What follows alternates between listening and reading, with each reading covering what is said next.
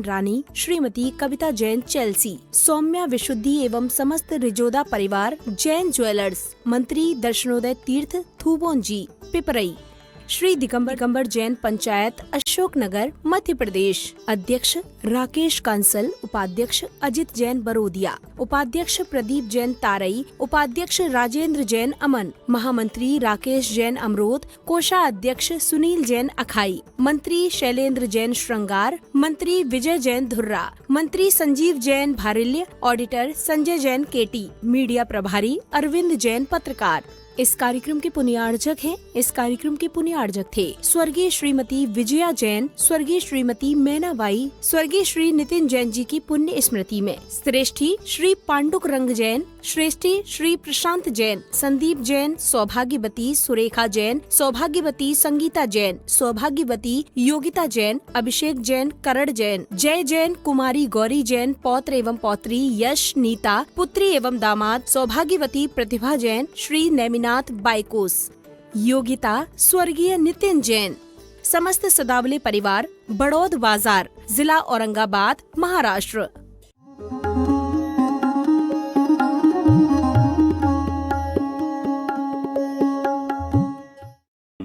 सिद्धेभ्यः जय श्री ओम नमः सिद्धेभ्यः जय श्री ओम नमः सिद्धेभ्यः।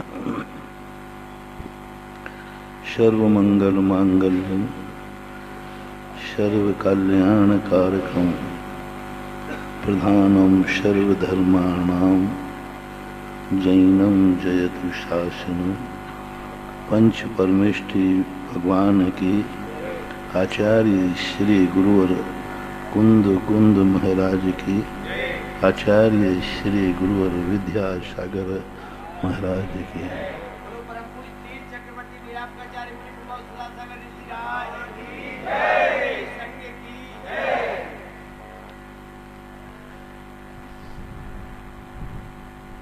जीवन जीने के लिए मिला है, जीवन खुशियों के इजहार के लिए मिला है, जीवन हमें वह इज्जत पाने के लिए मिला है जिस इज्जत के हकदार हनुमान जी थे, जिस इज्जत के हकदार बड़े बड़े साधु संत थे, उसी इज्जत के हकदार हर प्राणी को ये हक दे करके दुनिया में भेजा जाता है। भगवान दुनिया में भक्तों की दुनिया देखना चाहता है और भक्तों के बीच में भगवान देखना चाहता है। पहले भगवान यह बात को दुनिया में प्रचारित करते हैं कि तुम कम से कम वह गौरव प्राप्त कर सको कि तुम मेरे भक्त बन सको। और मेरे भक्त बनने का अर्थ यह नहीं है कि तुम मेरा नाम लो, मेरी भक्ति करो, मेरे जयकार करो, मुझे प्रसाद दो। तुम्हारे भक्त करने का अर्थ है तुम्हें देख करके लोग मुझे पहचान जाए।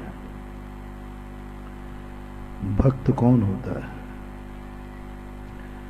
भक्त को, क्योंकि भगवान सबके बीच में नहीं आता, भगवान का पता है भक्त। भक्त बताता है कि भगवान कहाँ है, कैसे है। और जब व्यक्ति भगवान देख लेता है, कोई व्यक्ति उन तक पहुंचता है, तो भगवान उससे एक ही बात पूछते हैं, आप मेरे पास क्यों आए? तो उन्होंने वो कहता है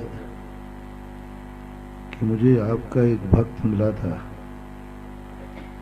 उस भक्त के मैंने विचार सुने, तब मेरा मन हुआ जिसका भक्त ऐसा है उसका भगवान कैसा होगा।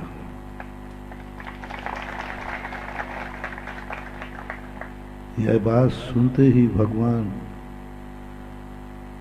जिस भक्त के एड्रेस से वो आया था उस भक्त को वो अपने समान बना लेते हैं, उस भक्त को अजर अमर अविनाशी कर देते हैं, उस भक्त को दुनिया के इस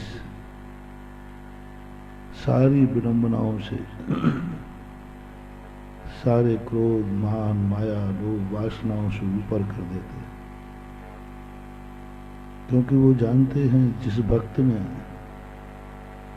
जहां तक हम नहीं पहुंच पाए वहां तक भक्त पहुंच सकता है। भगवान हर जगह नहीं पहुंच सकता, वे अपने भक्तों को भेजता है और भक्त की चर्या को देख करके लोग भगवान के प्रति समर्पित हो जाते हैं, उन भक्तों पर कृपा पात्र होते हैं भगवान की। आप लोगों को भी दुनिया में भेजा था ये मान करके तुम ऐसी भक्ति करोगे, एक दिन तुम्हारे नाम से मेरी पूजा होगी, तुम्हारे नाम से मेरे को जाना जाएगा। राम दुनिया में उतने नहीं जाने गए, कौन जानता था श्री राम को, लेकिन हनुमान को देखकर पता चलता है कि हनुमान जी ऐसे हैं तो राम जी कैसे होंगे। लंका में श्री राम पहले नहीं गए, हनुमान को भी गए। वो सब जानते थे स्वयं जा सकते थे, लेकिन उन्होंने कहा कि नहीं, मैं नहीं जाऊंगा। मेरे भक्त को पहचानने वाले लोग होंगे तो भक्त को देखकर जान जाएंगे कि भक्त ऐसा है तो भगवान कैसा होगा। और हनुमान जी ने लंका में जाके पूरी लंका को दिखा दिया कि भक्त की स्थिति यह है, तो आप समझ जाओ कि भगवान की स्थिति क्या होगी। भगवान एक हो सकता है, लेकिन भक्त एक नहीं होता, भक्त अनेक हो जाते हैं। हम ऐसी क्या गलती कर देते हैं,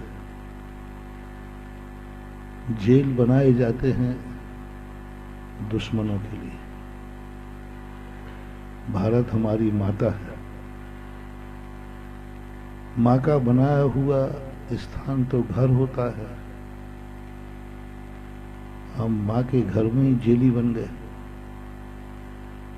ये तो उन दुश्मनों के लिए बनाया जाता है जो हमारी भारत को भारत माँ नहीं मानते, जो वंदे मातरम नहीं कहते, जो हमारे राष्ट्र के दुश्मन हैं, जो हमारे राष्ट्र को राष्ट्र नहीं मानते। ऐसे दुश्मनों के लिए जेल बनते हैं,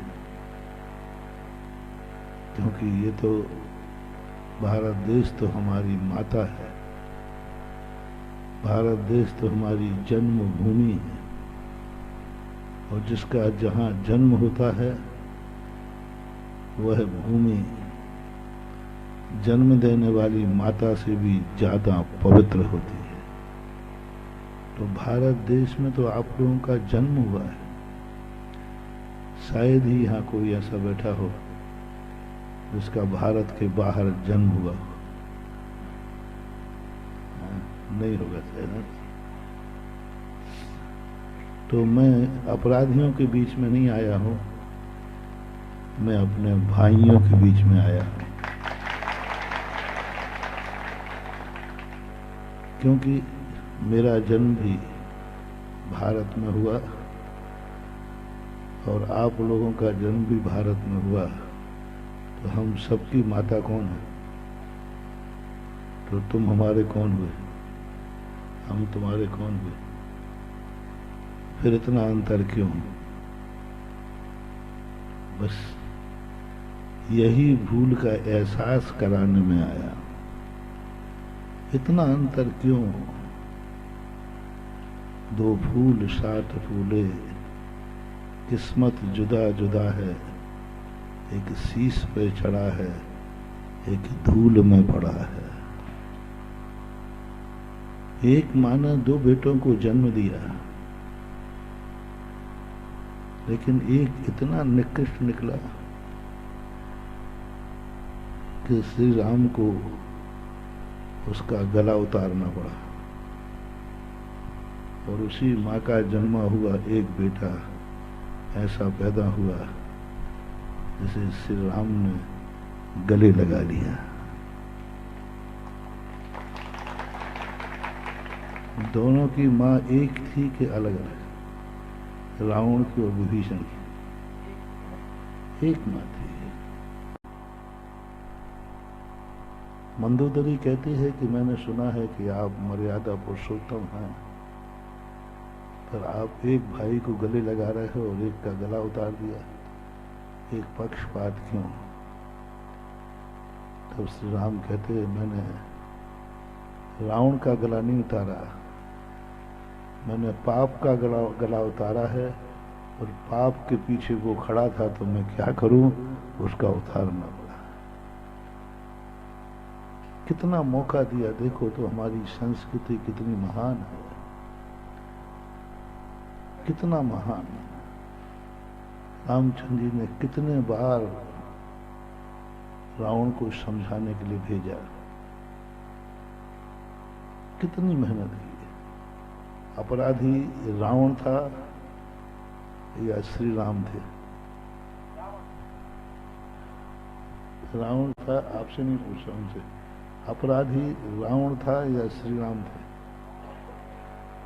बार बार क्षमा मांगना चाहिए थी रावण को, लेकिन बार बार रामचंद्र जी रावण को समझाने के लिए भेजते। श्री कृष्ण जैसी महाशक्ति, नारायण पद को धारण करने वाली महाशक्ति, दुर्योधन जैसे दुष्ट को समझाने के लिए दूत बन के चली गई। कैसा भारत है! अपराधी है दुर्योधन, और श्री कृष्ण कितने ऊंचे पद पर थे, द्वारकाधीश, और वो दूत बन गए किसके पास जाने को? ऐसा है हमारा भारत देश। और वो ही जब आपके अधीक्षक महोदय, दुनिया में हमें लोग बहुत अच्छे स्थान पर ले जाने की बात करते हैं, मंदिर है, पवित्र लोग हैं, महान लोग हैं, उनके यहाँ से निमंत्रण आते हैं, लेकिन कभी कभी ऐसे स्थान के भी निमंत्रण आ जाते हैं जहाँ मुझे भी जाने में शर्म आती है, और जहाँ मुझे भी एक विकल्प आ जाता है। और जब पता करते हैं कि वहाँ हमारे भारतीय लोग ही हैं, तो मैं सोचता हूँ, मैंने सोचा जाऊं या नहीं जाऊं, कहाँ साधु निरपराधी और कहाँ तुम अपराधी, कैसे जाऊं? तो तुरंत आता है कि अब श्री कृष्ण जैसी महाशक्ति समझाने के लिए दूत बन गई, तो आपके देखो कितनी, आपके प्रति कितनी करुणा, कितना वात्सल्य।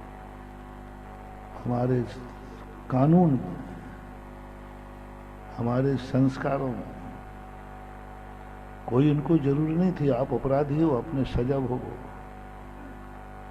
लेकिन इनके मन में भी ये हमारे भारत का एक ऐसा संस्कार है, हमारे माँ का दूध ऐसा है, हमारी नसों में भारत का खून ऐसा है, जो किसी को अपराधी नहीं देखना चाहते। वो चाहते कि हमारा देश निरपराधी बने, श्री कृष्ण को दूत जैसा निकृष्ट कार्य करने के लिए उतरना पड़ा तो वे उतर गए। मैं कहा नहीं, मैं जाऊंगा। क्या जरूरत पड़ी थी यहां साधुओं को लाने के लिए?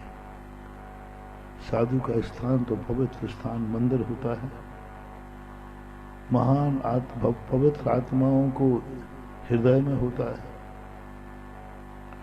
लेकिन ये भारत का संस्कार है कि आपका अधिकारी भी चाहता है कि महाराज आप चलिए, शायद आपके दर्शन और दो शब्दों से कोई जैली यदि जन्म जन्म के लिए निरपराधी हो जाता है तो फिर मैंने सोचा कि बात सही है, मेरा क्या बिगड़ता है, इनकी बिगड़ी सुधरती है।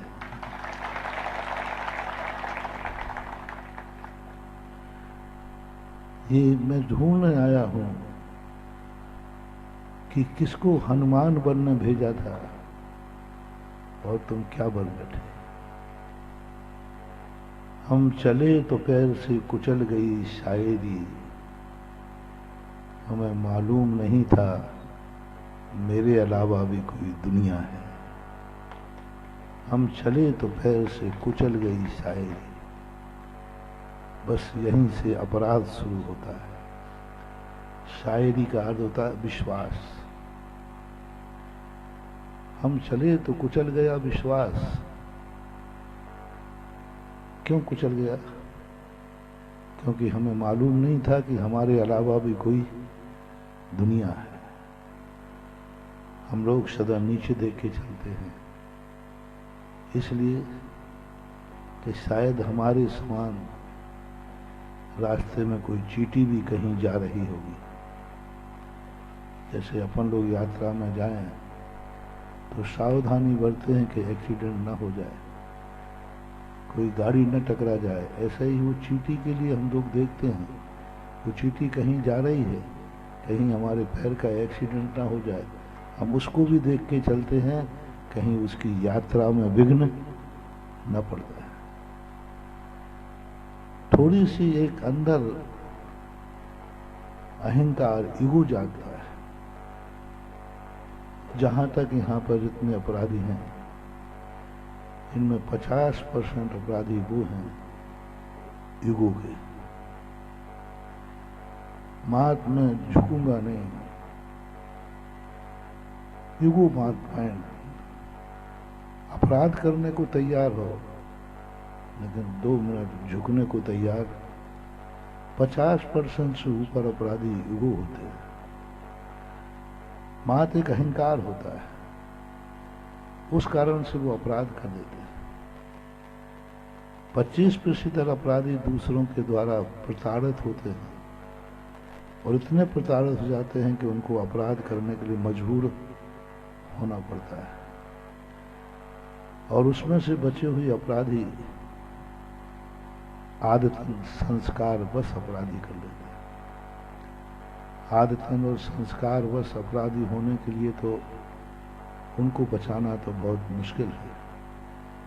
लेकिन 75% जो अपराधी हैं वो यदि आज चेत जाएं तो मैं एक ऐसा आशीर्वाद दे सकता हूं कि आज तुम जेल में हो, ऐसा निकलने के बाद तुम मुझे कभी जेल में नहीं मिलोगे।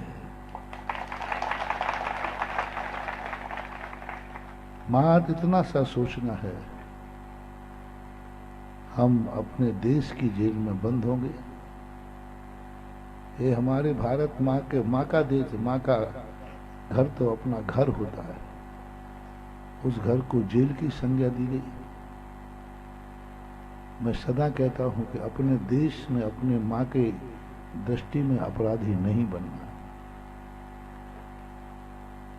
सबसे बड़ा दुनिया में अपने माँ की दृष्टि में अपराधी मत बनना। दुश्मन मुझे सजा दे, मार डाले तो कोई जरूर नहीं कि तुम गलत है, लेकिन जब माँ ही थप्पड़ उठा दे तो समझ लेना चाहिए कि आपके अपराधों की चरम सीमा हो चुकी। भारत का कानून तो हमारी सुरक्षा के लिए था, और आज उसी कानून के तहत हम अपराधी बन गए, हमें सजा भूली जा रही है। भारत जब बना था तो इसलिए बनाया था कानून के भारत देश के भारतीय लोग में रहने वालों की रक्षा हो, सुरक्षा हो, कोई विदेशी ताकत दुश्मन हमारे भारत के जन्म लेने वाली भारत की संतान पर कोई उंगली न उठा सके, इनका जीवन सुरक्षित हो, इनका परिवार सुरक्षित हो। लेकिन हम क्या कर बैठे कि हम देश में देशभाई लड़ बैठे, भाई भाई लड़ बैठे। कितने अपराधी होंगे जो घर में मार, घर संपत्ति को लेकर भाई भाई से झगड़ा करके जेल में आ गए होंगे, भाई से झगड़ा करके। अरे एक खेत का थोड़ा सा टुकड़ा भाई के पास पहुंच गया तो पहुंच गया, भाई ही तो है। एक भाई ने यदि थोड़ा सा कुछ ले लिया नहीं लिया तो भाई ही तो है। इन झगड़ों से तो, इन अपराधों से तो हम निशात पा सकते हैं, इनसे तो हम अपने जीवन को छुटकारा पा सकते हैं। कम से कम भाई भाई से तो हम इतना अपराध नहीं करें कि हमें जेल जाने की स्थिति आ जाए और हम भाई को ही जेल भिजवा दें। भाई कम से कम जितने लोग बैठे हैं और आपका ये प्रवचन सारा विश्व सुनेगा, सुन रहा हो, हर व्यक्ति से मेरा मोटिवेशन है कि यदि ज्यादा नहीं तो एक बात जरूर ध्यान रखना, कम से कम हम घर में अपने भाई को भाई से कभी कोर्ट कचहरी नहीं करेंगे। चाहे भाई मुझे लूट करके भिखारी बना दे तो हम गर्व से कहेंगे कि मुझे भिखारी भाई ने बनाया है, लेकिन मैं भाई को अब जेल की सलाखाओं में नहीं भेजेंगे, जाओ तुम कुछ दिन के लिए भिखारी रहोगे, भगवान मुझे भेजेगा और मैं तुम्हें उठाने के लिए आ जाऊंगा और उस भाई से कई गुना करूंगा। भाई के खातिर कभी तुम भिखारी बनो तो सही, भाई के खातिर तुम दरिद्र बनो तो सही। माँ बाप के खातिर यदि माँ बाप तुम्हें घर से निकाल रहे हैं,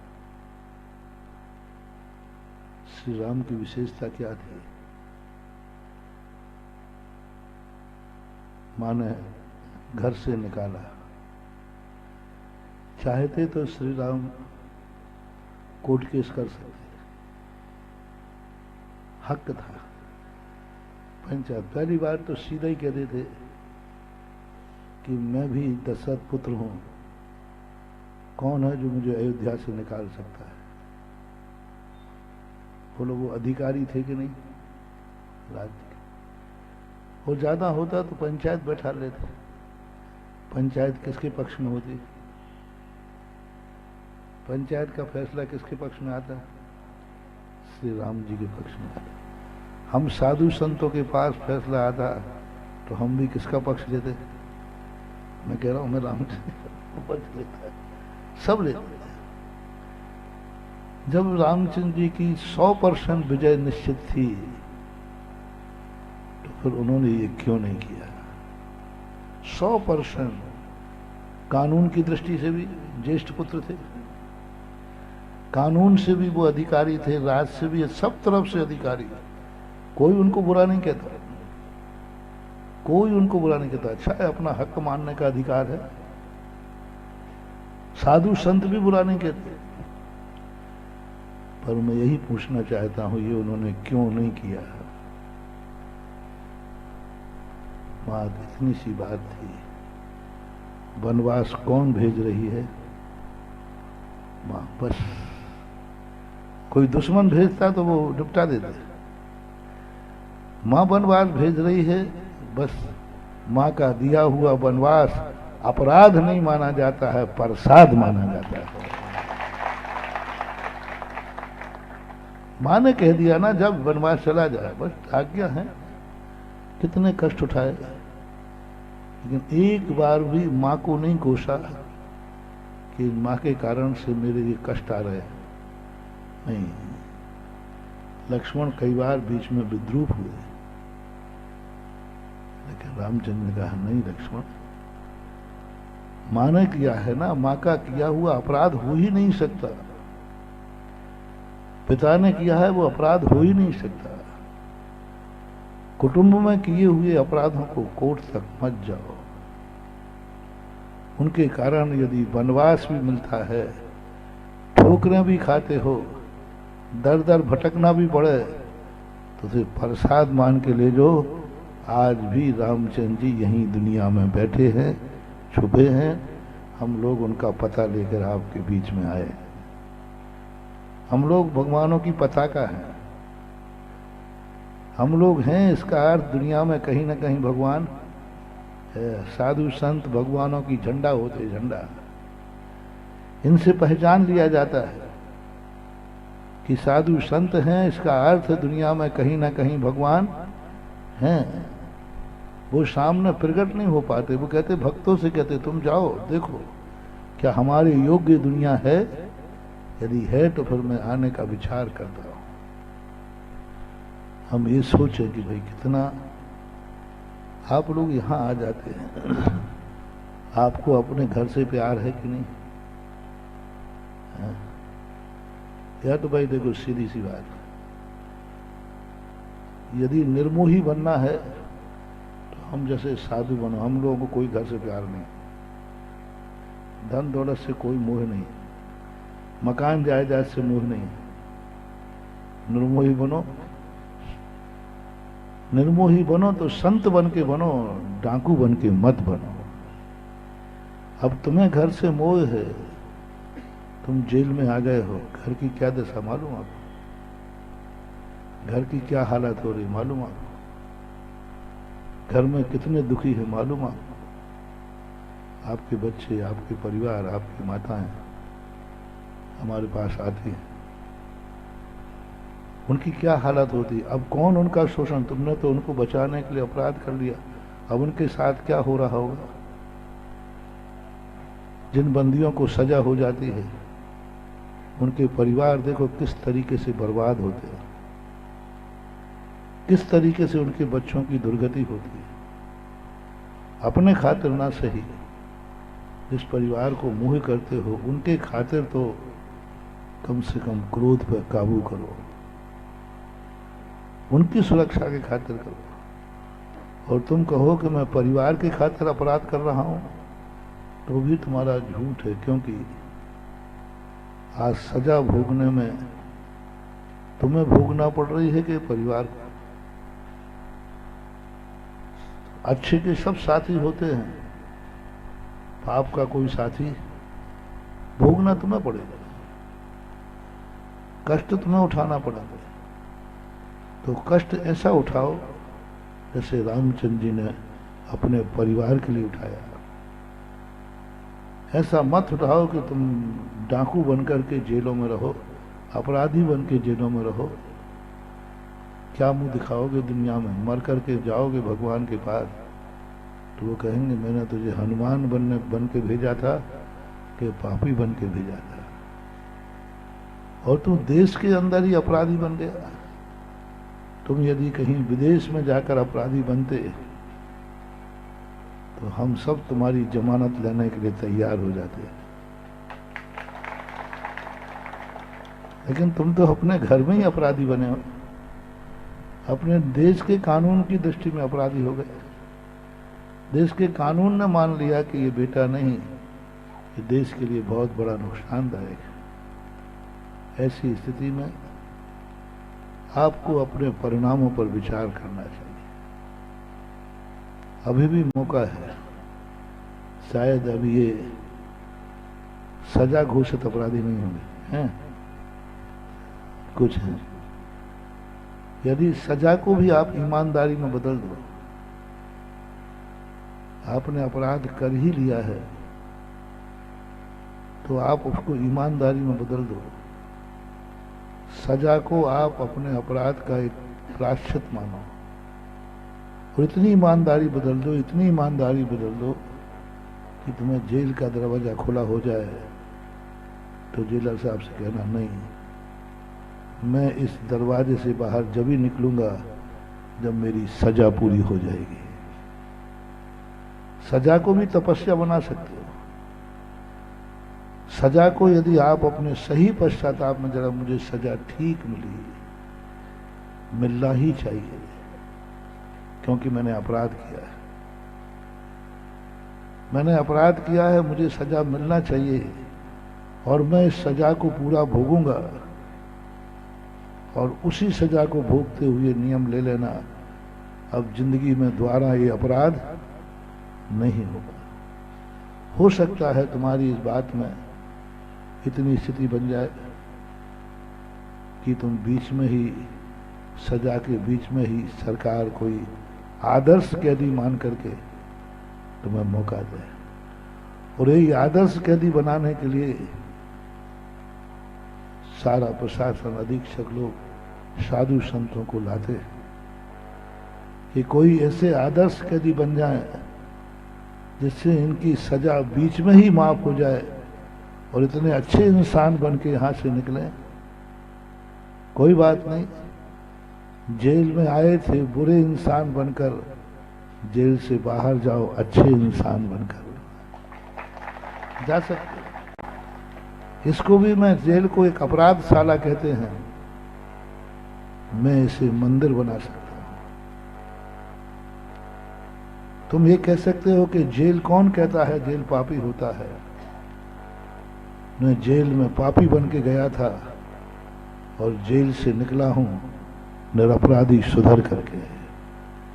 इतना अच्छा जीवन तुम्हारा जेल के बाद हो कि लोग तुम्हें समझे कि भाई तुम इतने अच्छे कैसे हो गए, इतना अच्छा तुम्हें किसने बना दिया, तो तुम गर्व से कहो कि मुझे जेल ने महान बना दिया, मुझे दिखा दिया कि अपराध करने के बाद जो सजा होती है वह जीवन के लिए, सुधारने के लिए होती है। प्रायश्चित मानो इसको, सजा को कष्ट मत मानो, रो करके मत भोगो, इसको प्रायश्चित मानो। और ये प्रायश्चित मान करके तुमने सजा ली है तो यहां से निकलने के बाद तुम सोने जैसे दमक सकते हो, बशर्ते एक नियम लेना पड़ेगा,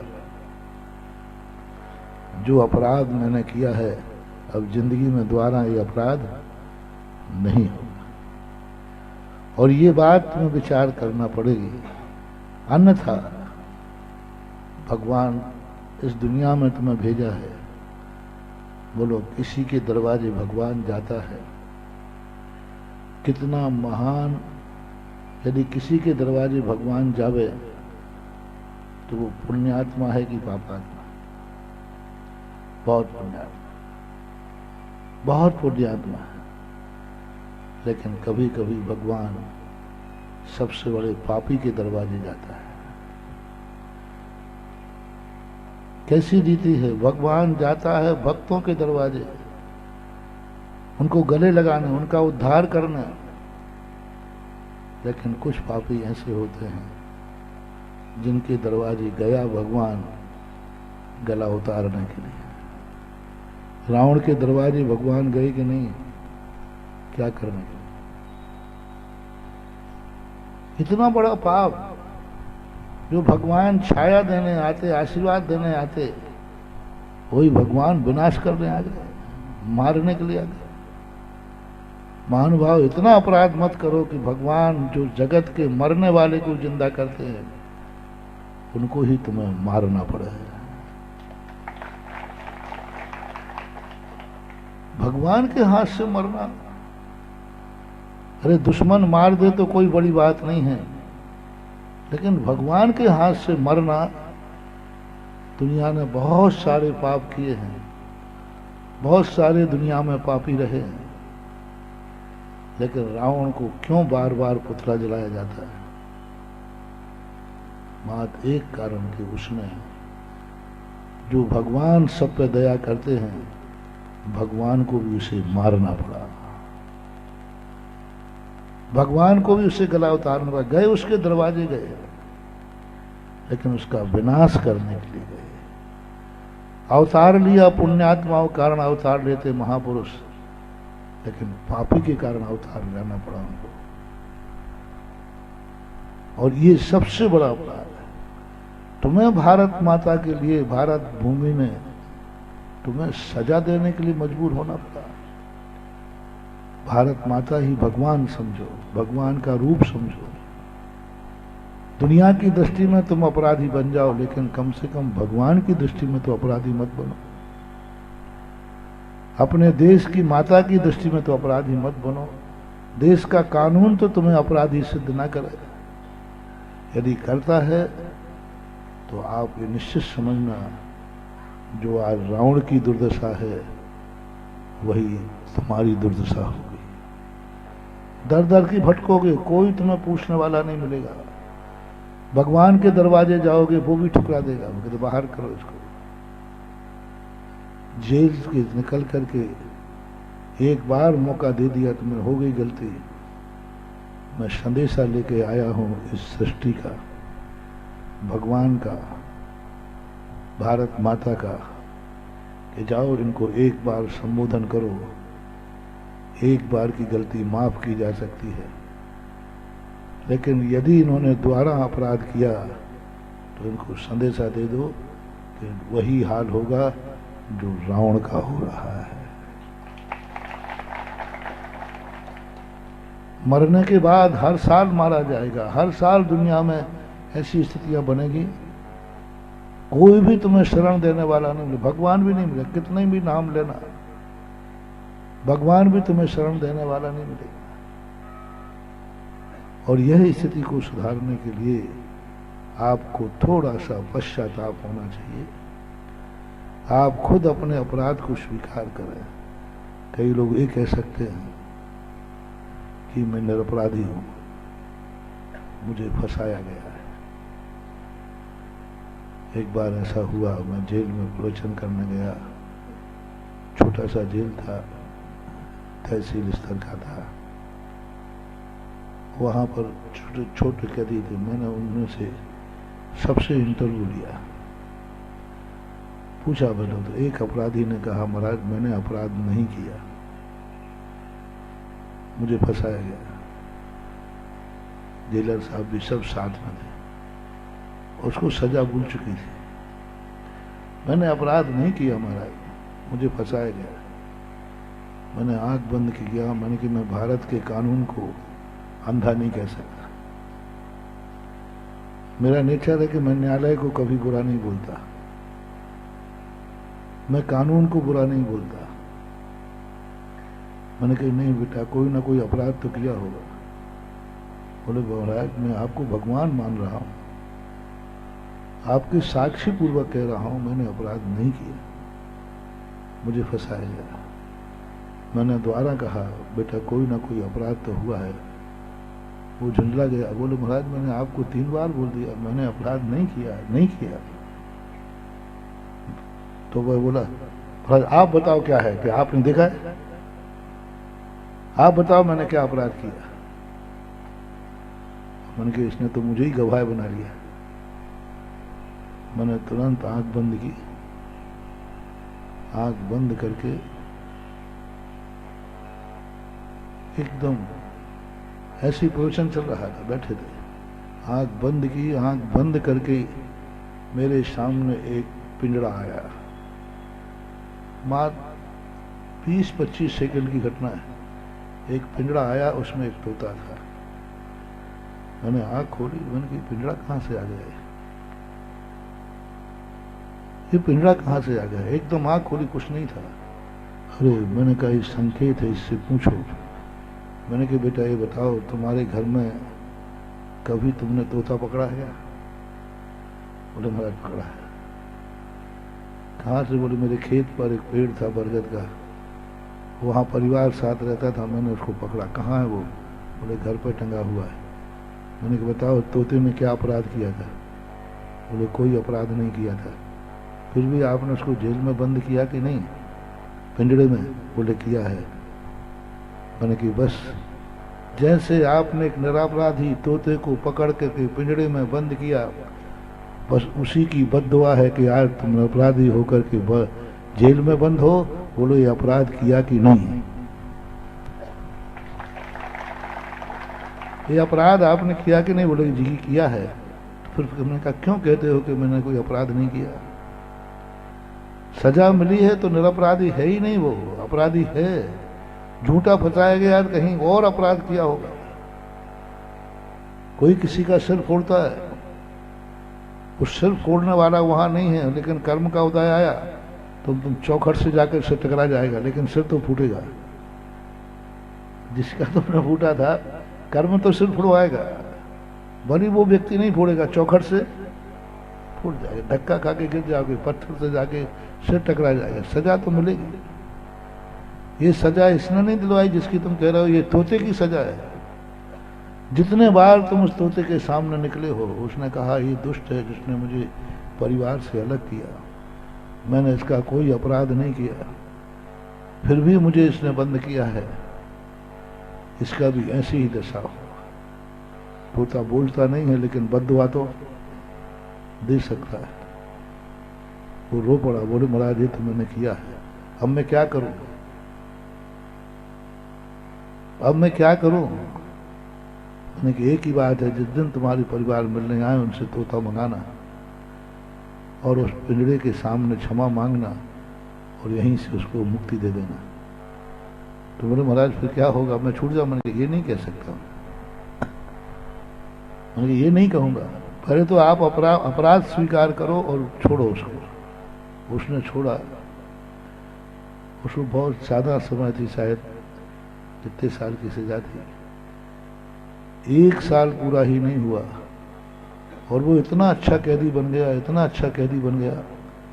वो एक ही बात कहता है, सबसे क्षमा मांगता, जिसने झूठा फंसाया था उससे भी कहते भैया तुमने झूठा नहीं फंसाया, मैंने झूठा तोते को फंसाया था, इसलिए मैं फंसा हूं, किसी की कोई गलती नहीं, अपराध मेरा है, बस इस पश्चाताप में चला गया। 1 साल ही पूरा नहीं हुआ, आदर्श कैदी के नाम पर 26 जनवरी को उसको बरी कर दिया गया। ये यथार्थ घटना, पर वो मेरे पास आया, क्योंकि तुम जेल से कहीं भाग के तो नहीं आए हो। बोले नहीं महाराज, छूट के आया हूं। और तोते को उसने क्षमा याचना करके बरी किया। तो ये दुनिया एक ऐसी है महानुभाव, कहीं ना कहीं से अपराध अपन से हो जाते हैं, और अपराध पता नहीं किन किन रूपों में, किन किन भेषों में, किन किन तरीकों में भी अपराध हमारे सामने आते हैं और अपन समझ नहीं पाते। सावधान व्यक्ति होता है, वो समझता है, वो फिर किसी भी जीव को नहीं सताता, वो किसी भी जीव को नहीं मारता, वो व्यक्ति कभी मांसाहारी नहीं हो सकता, वो व्यक्ति कभी नशा नहीं कर सकता। कुछ लोग नशे के अपराध में यहां आ गए होंगे, नशा करने से अपराध हो जाते हैं। कितनी बड़ी चीज है। हमारे देश की सबसे बड़ी एक कमी है, हो सकता है वो आप लोगों में भी लागू हो। यदि भारत देश में से सबसे ज्यादा हमारे देश में खून पसीने की कमाई है तो मजदूर की, गरीब की सबसे 1 नंबर की कमाई है खून पसीने की। और 1 नंबर की कमाई जिसके पास होती है वह जिंदगी में कभी दुखी नहीं हो सकता। लेकिन ये भी ध्रुव सत्य है, 1 नंबर की पसीने की कमाई वाला व्यक्ति यदि शराब और जुआ करेगा तो उस जैसी बर्बादी किसी की नहीं हो सकती। खून पसीने का बहा करके जो मजदूरी में तुम पैसा लाते हो, मैं मजदूरों को उपदेश देता हूं, तुम बड़े बड़े पैसे वालों की बराबरी मत करना। इनके पास पैसा है, अनाप शनाप है, किस्मत का है, ये कुछ शराब पी लें तो इनका पीछा मत करना।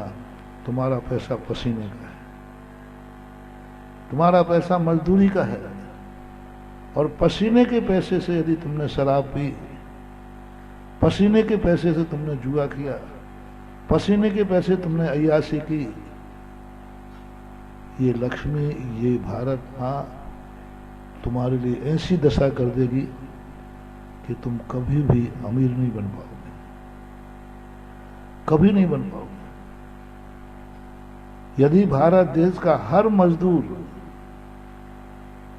कुछ नहीं करना, मजदूरों को मैं अमीर नहीं बना रहा हूं, भारत का मजदूर एक नियम ले ले कि मैं जो पसीने के पैसा है इससे कभी शराब नहीं पीऊंगा, जुआ नहीं खेलूंगा, अय्यासी नहीं करूंगा। मैं देखता हूं कि तुम्हारी जिंदगी में तुम भली मजदूरों से ऊपर नहीं उठ पाओ। तुम्हारा बेटा एक दिन कलेक्टर और जेल अधीक्षक बन करके बैठेगा जहां तुम बैठे हो। जिस जेलों में तुम अपराधी बन के बैठे हो, यदि इतना सा तुम नियम लेके निकलो यहाँ से कि मैं मजदूरी करूंगा लेकिन इसको कभी शराब, जुआ, एक तो तुमने पैसा बर्बाद किया, दूसरा उसमें अपराध हो जाते हैं, नशे में अपराध हो जाते हैं, दोनों से बच जाओगे। और उस मजदूरी के पैसे से आप अपने बेटे को पढ़ाइए। आपके पास बेटे को पढ़ाने को पैसा नहीं है, शराब के लिए पैसा है। आपके बेटे की दवाई कराने पैसा नहीं है, शराब के लिए पैसा है। एक दिन उत्तर प्रदेश की घटना है, उस समय कल्याण सिंह मुख्यमंत्री थे। मैं चर्या करके जा रहा था, एक क्षेत्र में था, जंगल में था, मजदूर एक हाथ पर रोटी खा रहा था। चलते चलते तिरछी निगाहों से मैंने देख लिया और वो कच्चा आम रखे हुआ था, आम होता ना कच्चा, वहीं गिरा हुआ था आम के पेड़ के, कैरी, उसको खा रहा है सूखी। मैंने तिरछी निगाहों से देखा उसको, मैंने कहा मेरे देश में इतनी गरीबी, सब्जी नहीं, घी नहीं, कुछ नहीं, मां सूखी रोटी एकदम, वो भी मोटी थी, और आम का कच्चा खाता जा रहा था, कुछ भी नहीं था, नमक की ढीली भी नहीं। मेरा हृदय दहल गया कि मेरे देश में हम दुनिया भर की बातें कर रहे हैं और देश इतना गरीब है। मैंने कहा आज मुख्यमंत्री की खैरियत नहीं है। उसी दिन को आना था, और साधु जब आक्रोश में आता है तो फिर ऐसे बरसता है। मैंने कहा आज बरसूंगा, जम के बरसूंगा कि हमारे देश की दशा ये हो रही। पर साधु को जब कोई आक्रोश में साधु आ जाए ना, तो साधु को कोई नहीं संभाल सकता, कुदरत संभालती है।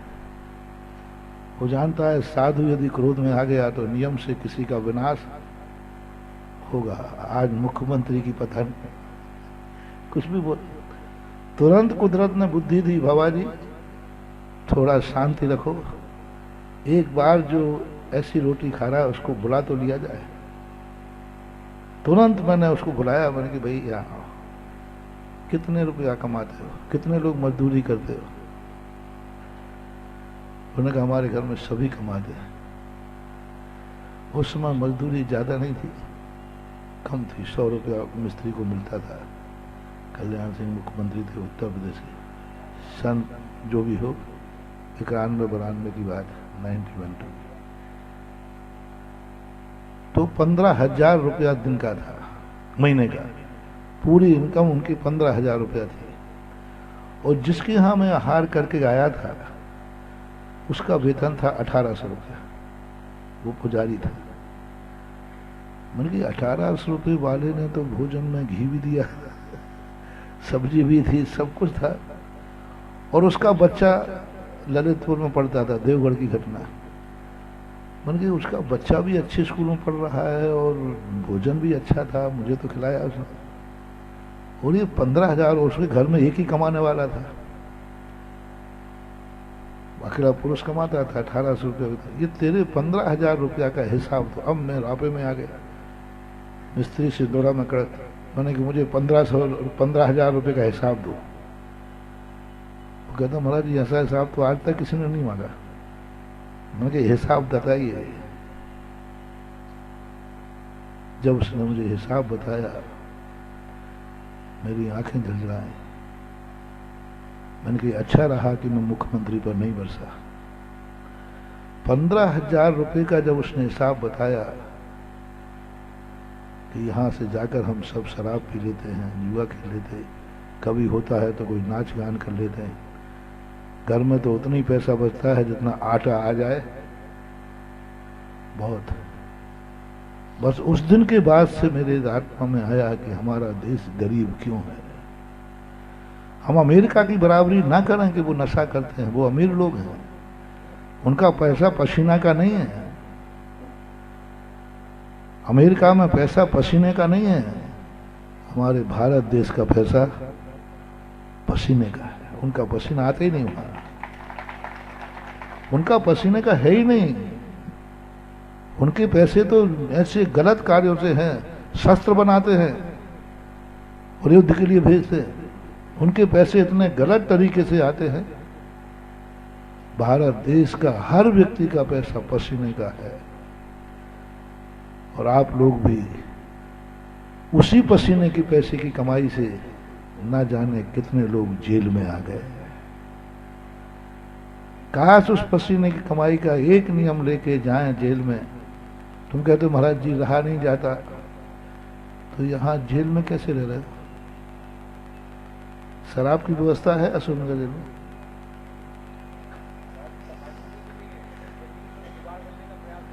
हाँ, व्यवस्था तो नहीं है ना, जुगाड़ तो कर रहे, जुगाड़ तो करते, व्यवस्था तो नहीं है। फिर भी जिंदगी जी रहे कि नहीं? फिर भी जिंदगी जी रहे। जब हम जेल में बिना शराब के रह सकते हैं तो हम अपने घर में बिना शराब के क्यों नहीं रह सकते? जेल तुम्हें इसलिए नहीं मिला है कि तुम्हें दंड देना है, तुम्हें यह दिखाने के लिए मिला है कि देखो बिना शराब के भी रहा जाता है। एक बेटा का था किसी का, उसको मैंने जेल भिजवाया था। मैं भी जेल भिजवाता हूँ, चिंता नहीं करना। भक्त था हमारा, बोले महाराज जी मेरा बेटा शराब पीता है और बहुत घर में उधम करता है, मारता पीटता है। सब उपाय कर लिए, कुछ भी उपाय कारगर। मैंने बुलाया, बोले महाराज जी मैं नहीं रह सकता, मैं मर जाऊंगा, मुझे तलब लगती है, मैं कुछ नहीं रह सकता, एक दिन भी नहीं रह सकता। मैंने कहा अच्छा ठीक है। मैंने उनके पिताजी से कहा भक्त हिम्मत करोगे, बेटा घर में आवे तो उसकी FIR लिखा देना। बोले महाराज जी बेटी की FIR? मैंने कहा हाँ, मैं कह रहा हूं ना, तुम्हारा गुरु कह रहा हूं। महाराज जी बेटी की FIR क्या कहेगी दुनिया? मैंने कहा मैं कह रहा हूं ना, लिखा दो। लिखा दिया और सबसे कह देना कि इसको छोड़ना नहीं। उसको कम से कम 1 महीने के लगभग जेल में रखा, प्रयास करके रखा। उन्होंने कोई जमानत लेना मत जाना। गिड़गड़ा पड़ा, रो पड़ा। बाद में जब 1 महीने के बाद छूटा, मैंने कहा 1 महीने तुम बिना शराब के कैसे रह गए? वहां शराब की व्यवस्था थी? बोले नहीं थी। तो तुम मरे क्यों नहीं? तुम मरे क्यों नहीं? वो श्रीफल लेके आया, बोले महाराज जिंदगी में आज के बाद शराब की तरफ देखूंगा भी नहीं। उसका परिवार सुधर गया। तो ये मत सोचो तुम कि जेल तुम्हें दुख देने के लिए मिला है, शायद ये जेल तुम्हें सुधारने के लिए मिला हो। तो लो आज एक नियम लेके तुम लोग यहाँ से मैं आया हूँ। मैंने पहले ही कहा कि तुम भारतीय नहीं होते तुम्हें नहीं आता। मुझसे कहते कि महाराज यहाँ सब विदेशी जेली रहते हैं, तो मैं नहीं आता। मैं क्यों जाऊँ? जब हमारे देश के देशी रहते हैं तो मैंने कही नहीं, फिर तो मैं चलूँगा और अपने भाइयों से मिलकर आऊँगा और कह के आऊँगा कि इज्जत के साथ जीने के लिए तुमने भेजा था, बेइज्जती के साथ क्यों जी रहे हो। तो आज 3 पॉइंटों पर मैं तुम्हें जोर दे रहा हूँ। पहला पॉइंट, यहाँ से निकलने के बाद शराब का प्रयोग नहीं करना। उस पैसे को अपने बच्चों पर, हाँ अभी खड़े कर रहा हो, शराब का प्रयोग नहीं करना। वो पसीने की कमाई तुम्हारी। मैं अमीर आदमी को नहीं रोकूंगा, उनके पास पैसा। मैं तो कहता हूँ शराब को इतना महंगी कर दी जाए, 1 बोतल 1-1 करोड़ रुपए की मिलना चाहिए, जिससे अमीरों का पैसा बाजार में आएगा और गरीब वहां तक पहुंच नहीं पाएगा। तो शराब, जुआ नहीं खेलना। जुआ से कभी कोई अमीर नहीं हुआ। और जो गुटखा की बात अभी आई है, नहीं खाना मांगो, बिल्कुल साक्षात जहर है, कैंसर का घर है। अपन भारत देश के लोग हैं, अच्छी लौंग खाओ, इलायची खाओ, फल खाओ, दूध पियो। भारत देश दूध की नदियां बहती। तुम खाओ, अपने बच्चों को खिलाओ। कोई हम दान के लिए नहीं कह रहा हूं, धर्म के लिए नहीं। आप अपने जो भी आपकी कमाई है अपने बच्चों पे खर्च करो। बच्चा अपराधी ना हो जाए तुम्हारे जैसा। बस जेल में आकर एक नियम ले जाओ कि मैं जेल गया तो गया, मैं ऐसा घर में जाके अच्छा विचार बनाऊंगा कि मेरी संतान कभी जेल में नहीं आ सकेगी। बस हमारे परिवार का कोई जेल में नहीं आएगा, और मैं उसको इतना महान बनाऊंगा, इतना महान बनाऊंगा कि जेल में आने की नौबत ही। अच्छा पढ़ाओगे, अच्छा पढ़ाना। दूसरी बात जो मैंने कही कि ईगो पॉइंट मत बनाना, ईगो पॉइंट मत बनाना। और अपराध तुमने कहीं ना कहीं किसी रूप में, ये मत सोचो कि हमसे कमजोर है, ये मत सोचो कि ये तोता है, ये मत सोचो कि ये तोता मां जवान उसके पास नहीं है, बाकी सब कुछ।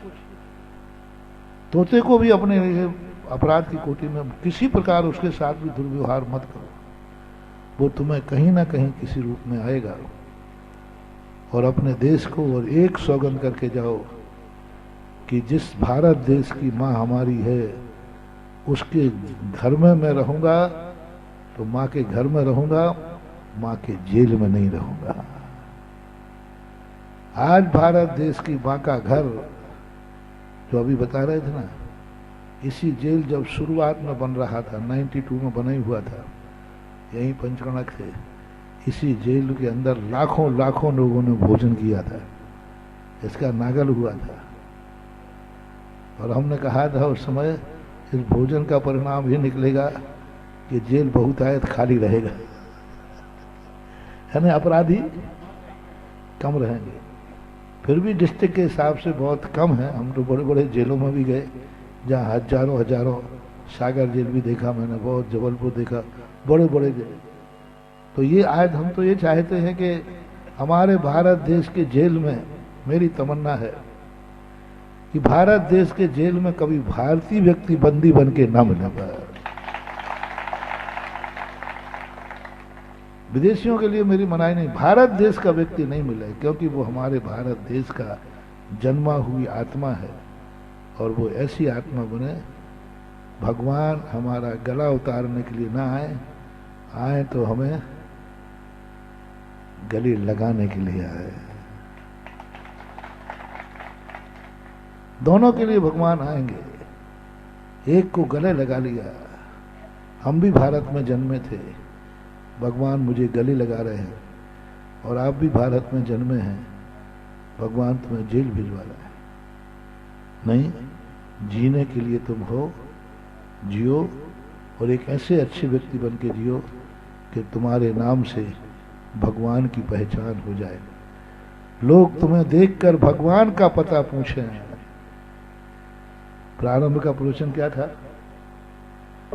लोग तुम्हें देखकर भगवान का पता पूछें, जैसे लंकावासी विभीषण ने हनुमान को देख करके राम का पता पूछ लिया था। वहीं से हुए थे। विभीषण नहीं जानता था कि हनुमान कौन है, क्या है। जब हनुमान को विभीषण ने देखा, उसी समय विभीषण से जो उनकी पहचान हुई, और विभीषण ने कहा कि भाई कौन हो तुम, सारा पता बताया। तो विभीषण कहता है जिसका सेवक इतना है, सेवक इतना शक्तिशाली है, सेवक इतना पवित्र है, उसका स्वामी कितना बस वही, यानी हनुमान की चर्या देखकर, हनुमान को देख करके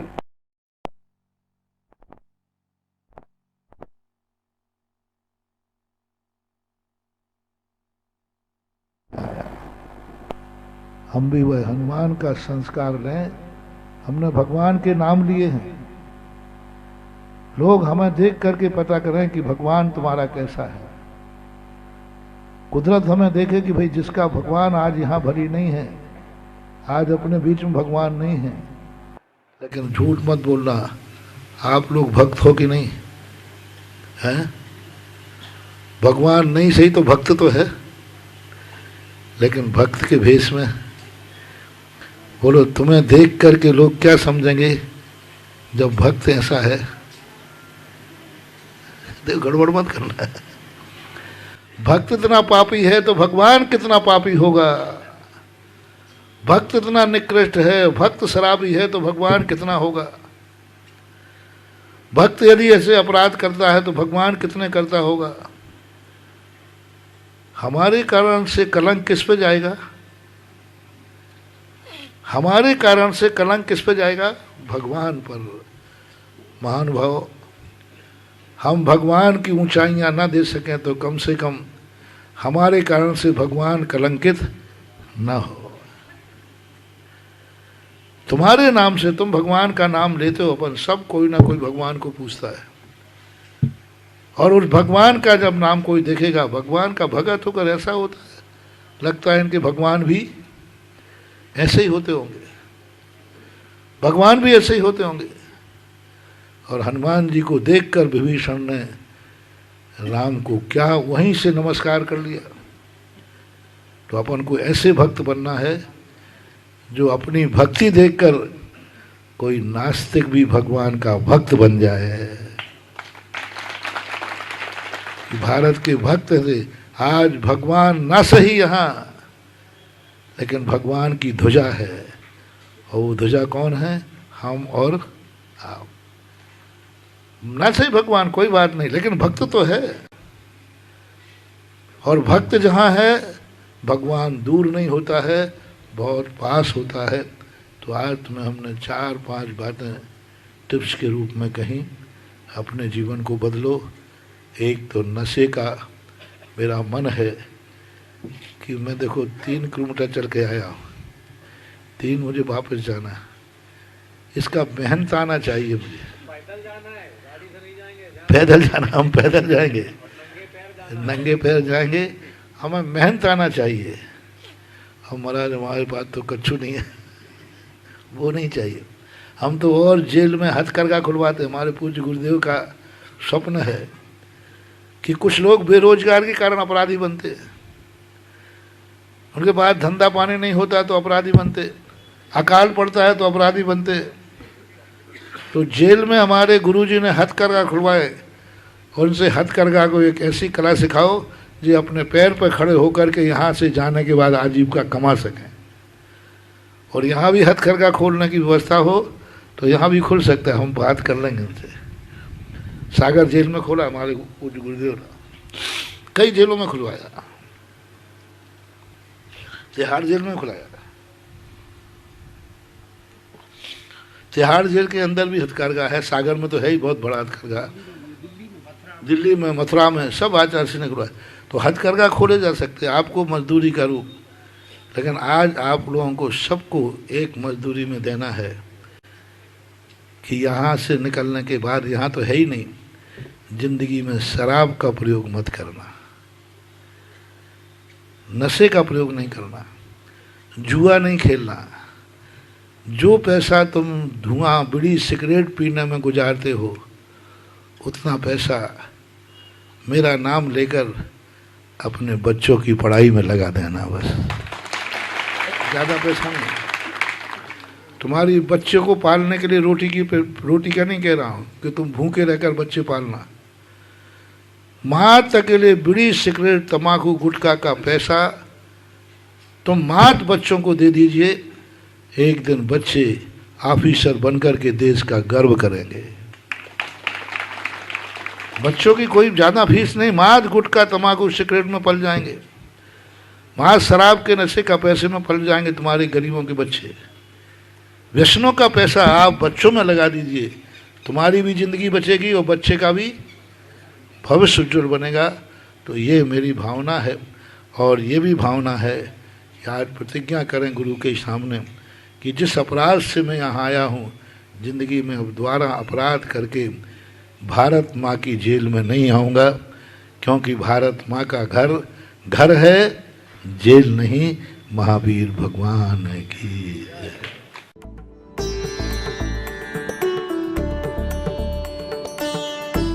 इस कार्यक्रम के पुण्यार्थे प्रदीप जैन रानी, श्रीमती कविता जैन चेल्सी, सौम्या विशुद्धि एवं समस्त रिजोदा परिवार, जैन ज्वेलर्स, मंत्री दर्शनोदय तीर्थ, थूबोंजी, पिपरई। श्री दिगंबर जैन पंचायत अशोकनगर मध्य प्रदेश। अध्यक्ष राकेश कांसल, उपाध्यक्ष अजित जैन बरोदिया, उपाध्यक्ष प्रदीप जैन तारई, उपाध्यक्ष राजेंद्र जैन अमन, महामंत्री राकेश जैन अमरोद, कोषाध्यक्ष सुनील जैन अखाई, मंत्री शैलेंद्र जैन श्रृंगार, मंत्री विजय जैन धुर्रा, मंत्री संजीव जैन भारिल्य, ऑडिटर संजय जैन केटी, मीडिया प्रभारी अरविंद जैन पत्रकार, स्वर्गीय श्रीमती विजया जैन, स्वर्गीय श्रीमती मैनाबाई, स्वर्गीय श्री नितिन जैन जी की पुण्य स्मृति में श्रेष्ठी श्री पांडुक रंग जैन, श्रेष्ठी श्री प्रशांत जैन, संदीप जैन, सौभाग्यवती सुरेखा जैन, सौभाग्यवती संगीता जैन, सौभाग्यवती योगिता जैन, अभिषेक जैन, करण जैन, जय जैन, कुमारी गौरी जैन, पौत्र एवं पौत्री यश नीता, पुत्री एवं दामाद सौभाग्यवती प्रतिभा जैन, श्री नेमिनाथ बाइकोस, योगिता स्वर्गीय नितिन जैन, समस्त सदावले परिवार, बड़ौद बाजार, जिला औरंगाबाद, महाराष्ट्र। श्री पुनीत जैन, श्रीमती कविता जैन, बिजली वाले, दरियागंज, दिल्ली।